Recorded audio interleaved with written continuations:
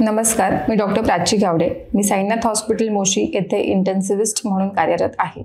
आज आपण जाणून घेणार आहोत गुलिन-बारे सिंड्रोम म्हणजेच GBS ह्या आजाराची लक्षणे. आता सध्या पुण्यामध्ये ह्या गुलिन-बारे सिंड्रोम ह्या आजाराचे बरेच रुग्ण आढळून आल्यामुळे त्याचे डिटेल्स काय असतात, त्याची लक्षणे कशी असतात हे आपण जाणून घेतले पाहिजे. तर GBS हा आजार असा आहे की त्याच्यामध्ये आपल्याच शरीराची प्रतिकारशक्ती ही आपल्याच नसांच्या अगेन्स्ट म्हणजेच त्याच्या विरोधात काम करते. सो त्याची लक्षणे अशी चालू होतात की सुरुवातीला आपल्याला असं वाटतं की आपल्या हाताला आणि पायाला मुंग्या येत आहेत. त्याच्यानंतर हाता आणि पायामध्ये आपल्याला कुठल्या वस्तू पकडता येत नाहीयेत. चालताना तोल जातोय, पायऱ्या चढताना जिना चढताना तोल जातोय. ह्या आजारांनी ह्या लक्षणं चालू होतात.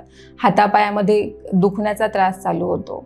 त्याच्यानंतर पायाच्या बोटांपासून ते म्हणजे आपण ह्याला म्हणतो की डिस्टल टू प्रॉक्सिमल हे वीकनेस जाणवत जातो आणि तो वाढत जातो. जसा हा वीकनेस आपला पायाच्या किंवा हाताच्या बोटांपासून चालून पुढे हळूहळू पुढे सरकतो, तर ह्याच्यामध्ये काही पेशंट्समध्ये काही रुग्णांमध्ये आपल्याला श्वासाच्या स्नायूंमध्ये सुद्धा दुष्पर इफेक्ट दिसून येऊ शकतो. काही पेशंट्सला श्वास घ्यायला त्रास होणे हे लक्षणं आपल्याला दिसतात.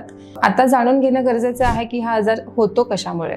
तर ह्याचं असं काही स्पेसिफिक कारण नसतं. त्याच्यामध्ये पेशंटला नॉर्मल श्वास घ्यायला सर्दी झाली, खोकला झाला किंवा जुलाब झाले अशा इन्फेक्शनचीच पेशंटची हिस्ट्री असते की पेशंटला सर्दी खोकला झाला, जुलाब झाले, त्याच्यानंतर पेशंट हॉस्पिटलमध्ये ॲडमिट होतात. अचानक हातापायाला मुंग्या यायला सुरुवात झाली, हातापायाला वीकनेस जाणवला, तोल जायला लागला.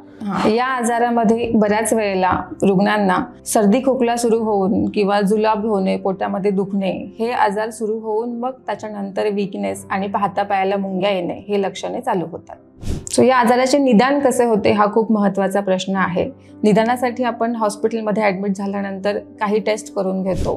ब्रेनचे स्पेशालिस्ट म्हणजे न्यूरोफिजिशियन डॉक्टरांना या ट्रीटमेंटमध्ये इन्व्हॉल्व करतो. ह्या आजारामध्ये पेशंटला आपल्याला ICUमध्ये म्हणजे क्रिटिकल केअर विभागाची ॲडमिशनची गरज असते. तर ह्याच्यामध्ये 2 महत्त्वाच्या टेस्ट आपण करून घेतो. फर्स्ट म्हणजे nerve conduction study. Nerve conduction स्टडीमध्ये आपल्याला या आजाराचे निदान होते. आणि दुसरं इन्व्हेस्टिगेशन म्हणजे CSF म्हणजे आपण पाठीमधून पाणी काढून ते तपासतो. त्याच्यामध्ये काही पेक्युलियर फाइंडिंग्स असतात ज्याच्यामध्ये आपल्याला या आजाराचे निदान होते. सो आपण आता या आजाराचे उपचार पद्धती काय आहेत, ट्रीटमेंट ऑप्शन्स काय आहे ह्याबद्दल थोडंसं बोलूयात. त्याच्यामध्ये पहिला प्रकार असतो की आपण IV इम्युनोग्लोब्युलिन्स नावाचे इंजेक्शन्स पेशंटला देतो. त्याचा 5 दिवसांचा कोर्स पूर्ण करतो. ह्या इंजेक्शनच्या दरम्यान आपल्याला पेशंटला अतिदक्षता विभागामध्ये ठेवून मॉनिटर करणं गरजेचं असतं. जर इम्युनोग्लोब्युलिन्स ह्या इंजेक्शनसाठी पेशंटला कुठली रिॲक्शन किंवा ॲलर्जी वगैरे असेल तर दुसरा पर्याय असतो प्लाझ्माफेरेसिस. प्लाझ्माफेरेसिस म्हणजे आपण डायलिसिस सारख्याच एका मशीनवर पेशंटला प्लाझ्मा एक्सचेंज करतो. ही अतिशय महत्त्वाची उपचार पद्धती आहे. ICUमध्ये म्हणजेच अतिदक्षता विभागामध्ये जेव्हा आपण पेशंटला ॲडमिट करतो तर ह्या इंजेक्शन्स आणि किंवा प्लाझ्माफेरेसिस ह्या ट्रीटमेंटसोबत ICUमध्ये सपोर्टिव्ह केअर सुद्धा खूप महत्त्वाची असते. त्याच्यामध्ये जर पेशंटला श्वासाच्या स्नायूंवर जर परिणाम झाला, श्वास घ्यायला त्रास झाला तर आपल्याला व्हेंटिलेटर सपोर्ट आणि बाकी ॲडिशनल महत्त्वाची ICUची ट्रीटमेंट घ्यायची सुद्धा गरज पडू शकते. जेव्हा आपण ह्या आजाराबद्दल बोलतो कोणालाही असं वाटतं की सुरुवातीला तर फक्त सर्दी खोकला झाला, जुलाब झाले, पण पुढे जाऊन एवढा जेव्हा तो प्रोग्रेस होतो. पण खूप घाबरून जायची गरज नाही आहे.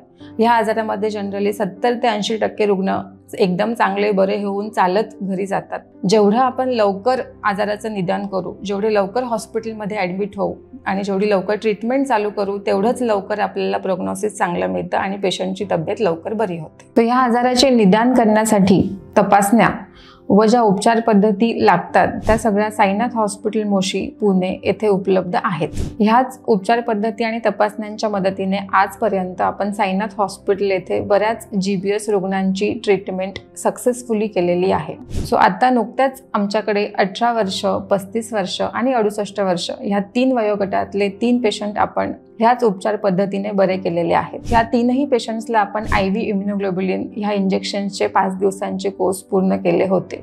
त्यातल्या एका पेशंटला व्हेंटिलेटर सपोर्ट, श्वास घ्यायला त्रास झाल्यामुळे व्हेंटिलेटर सपोर्टची गरज आपल्याला पडली होती. बाकी 2 पेशंट्सला फक्त IV इम्युनोग्लोब्युलिन दिल्यानंतर परिणाम चांगले जाणवले होते.